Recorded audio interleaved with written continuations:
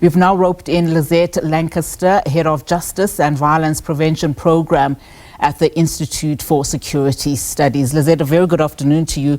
Thank you so much for your time. So just picking up from where Kenny has left off, and of course just unpacking some of General Masemola's testimony.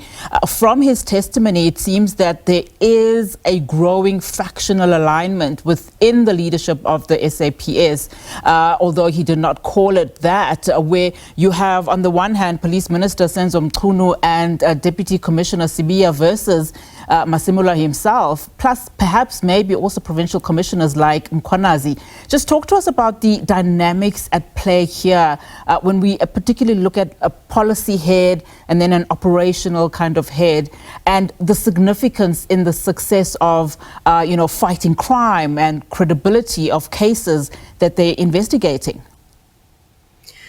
Yes, thank you. I think what is important here is to note that there seems to have been this tension and this sort of division or factionalism, if you want, for a number of years, actually more than a decade. I mean, we started being concerned about this in around 2012. And General Mkhwanazi actually spoke about that in his testimony, where he was talking about the political interference he encountered as acting National Police Commissioner from then Minister Mtetwa to reinstate Richard Mduli as head of crime intelligence. So since that time, we have seen this rising factionalism, division, as well as political interference. Of course, it does go back even, one can argue, to the time of Jackie Selebe, where we saw him being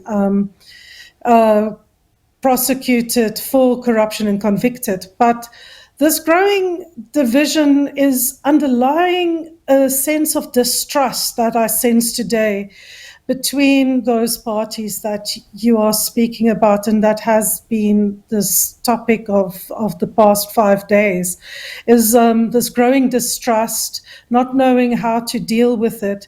And what you are pointing out, and what I think the National Police Commissioner was also stating, is we really do need clarity around what is policy direction and what is operational interference from the minister. As Mkhwanazi said, we've been seeing this political interference potentially from ministers now for over a decade.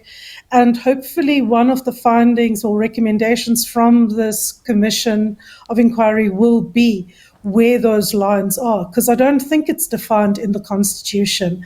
And this is one of the good things we hope to come out of this commission. Yeah, and just given what Masemola has admitted under oath, to what extent does his evidence substantially corroborate with Mkhwanazi's claims that, political interference and possible criminal syndicates have compromised the criminal justice system? For instance, he alleges phone records obtained from an attempted murder accused revealed communication between Deputy Commissioner Lieutenant General Sibiya in Police Minister Mchunu's directive to disband the PKTT, and just the links between the minister himself and as well as General Sibiya with these known criminal accused.